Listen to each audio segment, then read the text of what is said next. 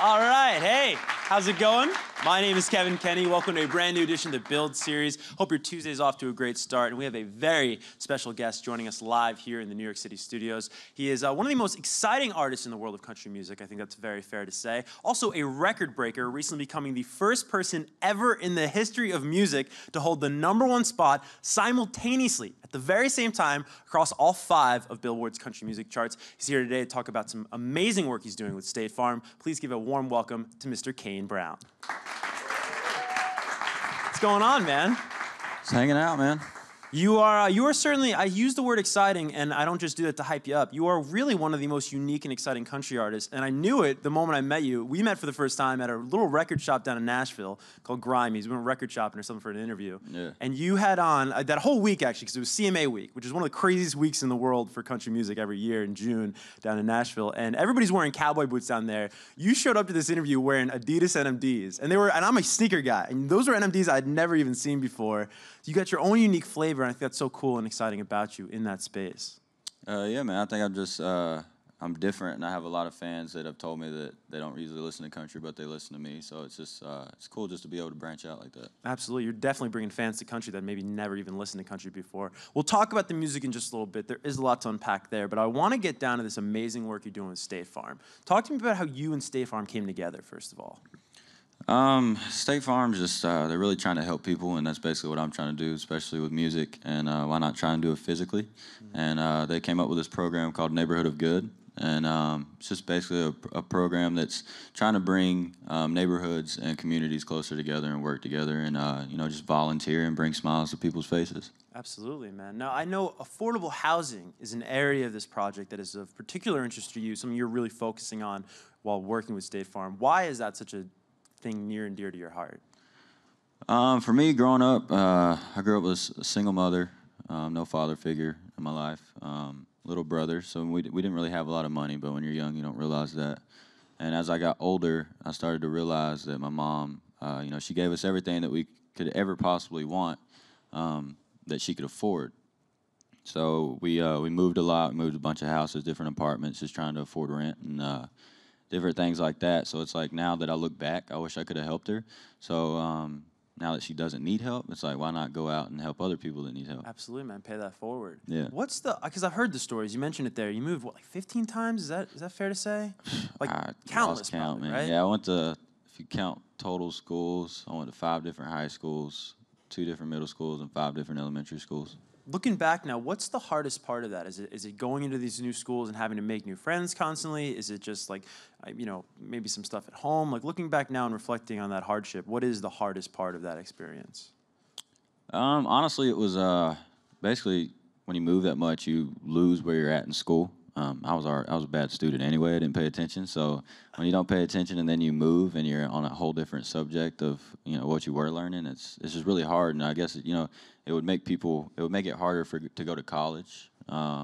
Makes you harder to get past high school. I spent 5 years in high school, and they try to tell me go get your GED, and I was like, you're not kicking me out of high school. I'm getting my diploma, and so that's what I did. And it's a thing we got to look out for. That's why I care about affordable housing. Absolutely, absolutely. And I asked this next question not to sort of dig up bad memories, but I think it's important for someone watching right now who may be going through a hardship, a low point in their own life, and to see the heights you've reached professionally and personally in your life right now, to see how far you can go with a positive mindset and the work ethic that you have.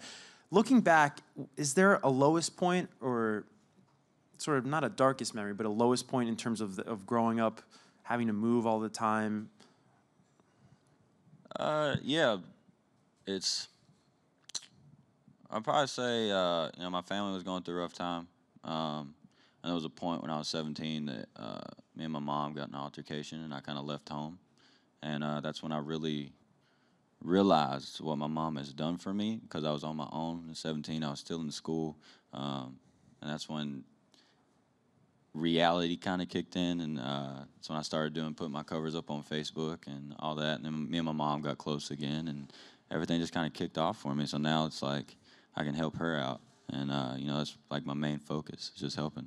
Absolutely, man. Your mom sounds like an amazing lady. Obviously, the work ethic that was just put on display as a kid. It must have been a huge learning lesson. I think of you as an artist as somebody who really, you've been in this game maybe 2 years and change. You want to be fair, in terms of, being out there and people really knowing who Kane Brown is. You've done so much in such a short period of time. I think that those accomplishments are a testament to your work ethic. Do you think you get that from your mom? Yeah, she never quit. She's always a fighter. I feel like that's everybody in my family. And I know I don't like to bring money in the situation, but I was talking to my mom the other day about money and, like what she made a year salary. And she made sorry, Mom, if you're watching, I'm putting your business out here. She, raising me, my little brother, she never made over $30,000 a year raising me. So I know, that's super tough. And just to know what she made and what she did, it was just I gave her a hug that night and was like, thank you for everything you've done. And that's why I just went out and bought her a new car. Her car got repoed on her birthday, so there you go. I went out and bought her a new car, and it's just I love helping. That's awesome, man. That's really special. I think one of the coolest things that I was reading about when talking about the work you're doing with State Farm is actually this recent research that was done. I don't know if you saw this, but research, medical research was done that showed by volunteering, your health goes up. There's a health boost. That you feel better. You're connected more to people. You're connected to your community. There's a boost in happiness overall. Have you yourself experienced any of that while you're volunteering? Yeah, it's I don't know. I just feel like this is a weird analogy for this. Yesterday, I went to McDonald's. With my tour manager, Sean. Listen to this. You ready? I went to McDonald's, and this lady, I was trying to be nice, and this lady was just kind of rude. And even I asked for barbecue sauce, and she just kind of threw it in the bag. It was kind of rude, so it set my day off. But then I went over to the Coke machine to get something to drink, and there was this guy there that was he was older, he was elderly, couldn't really walk himself, and he kind of looked homeless. And there was this other guy that was there that was another homeless person, and he kind of showed him how to walk through the Coke machine. And I know it sounds so small, but something like that just put a smile on my face and made me happy. I was like, oh, that's awesome that you're helping this guy.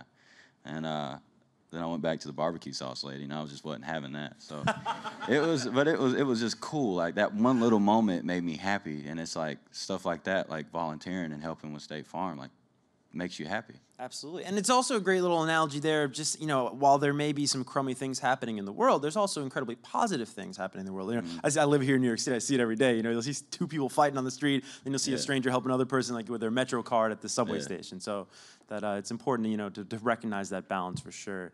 Now, let's say you're watching right now, you're a Kane Brown fan. You've never volunteered in your life, but you're such a fan of Kane, you want to get involved now, and you're watching us here live on Build. What are the first steps you can take to get involved? If you've never volunteered before, you don't know how it works at all. Well, State Farm made it really easy. All you got to do is go to a website called neighborhoodofgood.com, and it's 3 easy steps. That's the first one.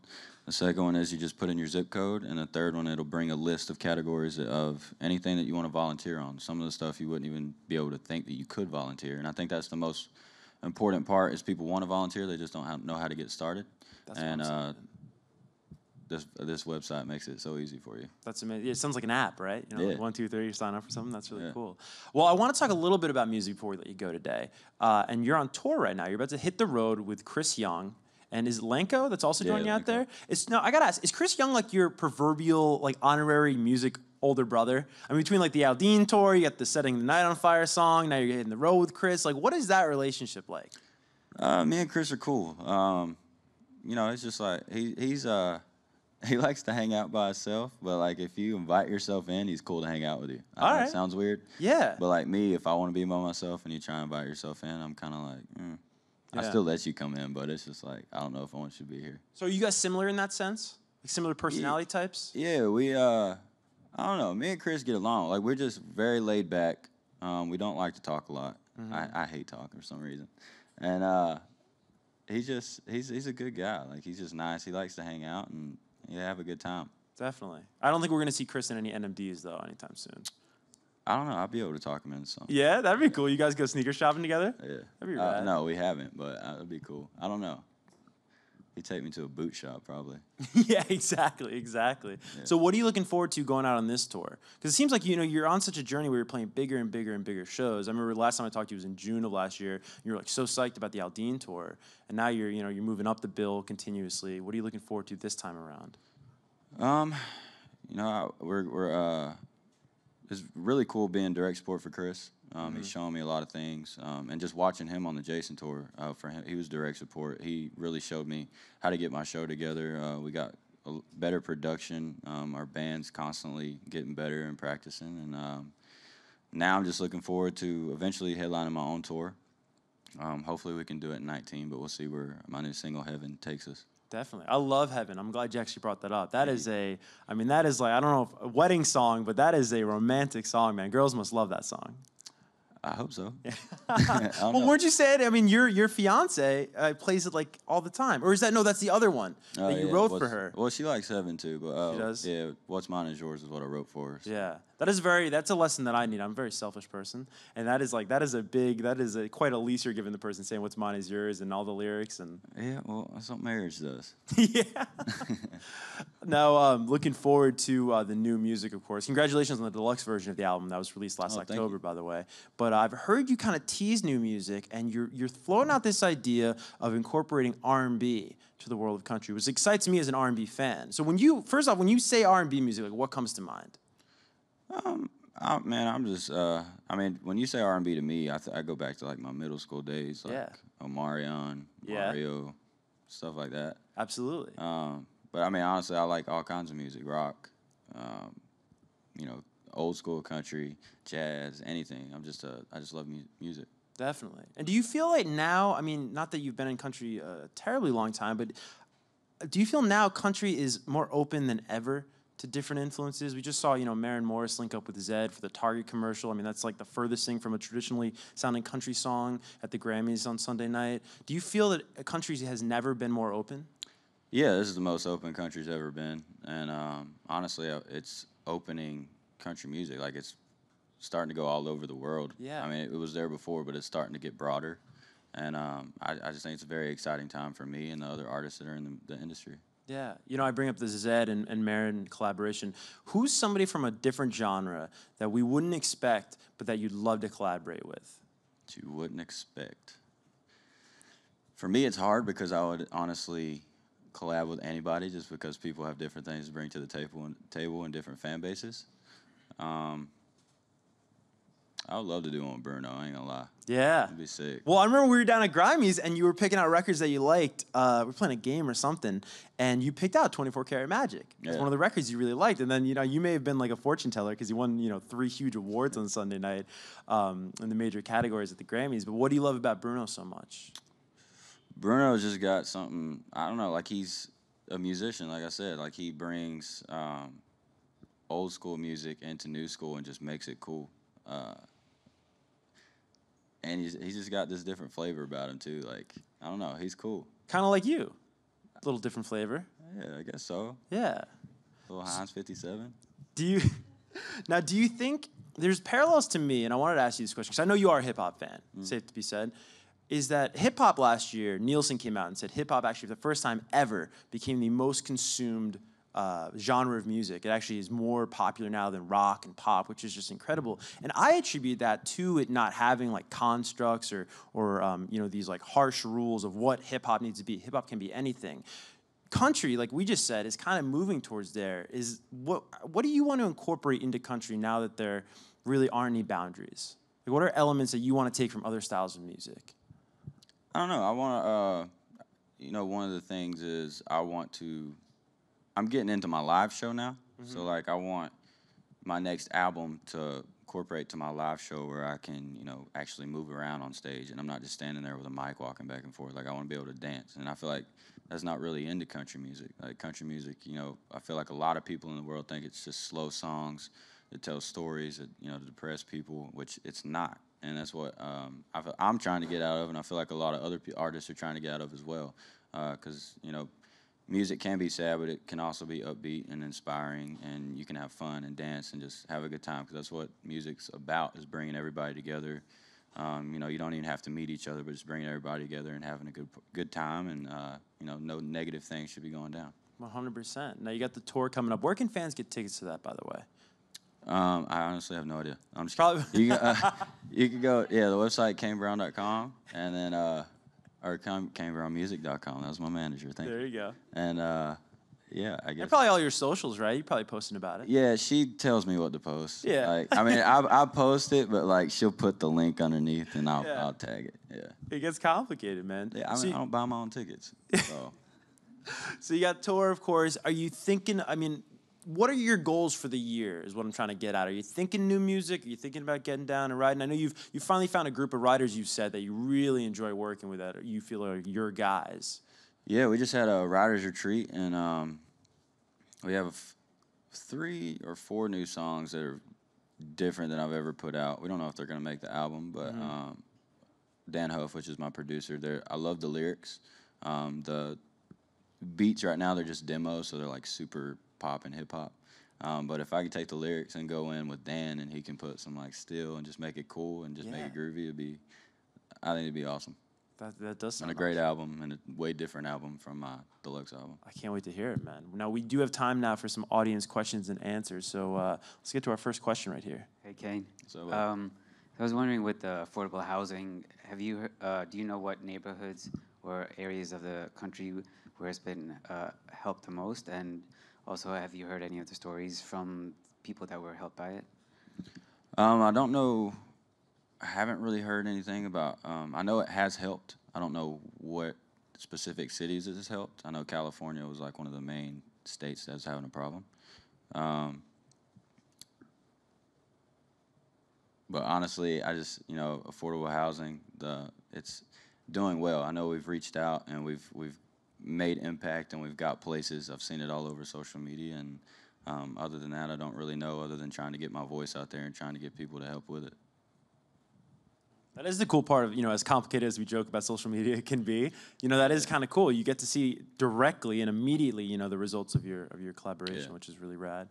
Let's get to our second studio audience question from the back right there. Hey, so I was wondering, who was your biggest influence in country music? My biggest influence in country music was honestly probably Tim McGraw at first, because that was the first song I ever knew. I like it, I love it. It was in the back of my mom's Camaro, swinging my feet in a car seat. But I grew up, once I got to high school, my junior year, Chris Young became like a huge inspiration for me. I went back and listened to his albums that he first released. I learned every song within like a couple months, and then once I signed to Sony, they told me all of his backgrounds and all of his radio history, and I just became a huge fan of him. Now he's a role model. What about outside of country? What would you say is the biggest influence outside of country? Outside of country, I can't compare myself to him because I do nothing like him. But Michael Jackson. Yeah, it's probably my favorite, just because he could do everything. Yeah, absolutely. We have time for one more studio audience question. It'll come from right here. Hi. From just the different artists that you mentioned, it seems like you have a really wide taste in music. Do you have a preference yourself for like where you perform, like the type of venues? Not really. Like, I'm just now getting into arenas, so arenas are fun because that's what you look forward to the most. But I know a lot of artists that are in arenas, and they're like, I can't wait to go back to small clubs because you have that fan interaction, which I love. Small clubs. We're still playing small clubs like 2000, and it's fun and different. So honestly, I don't really have a preference. Just anywhere that my fans will be, I'd love to play for them. Yeah. And I have fans everywhere, so it's really everywhere. Mm-hmm. Well, Kane, we're out of time, unfortunately, but thank you so much for stopping by. If you want to get involved with Neighborhood of Good, you can do so by checking out the website that Kane detailed before. And, of course, Kane's hitting the road with Chris Young and Lenko, so be sure to pick up tickets to that. And thanks for watching.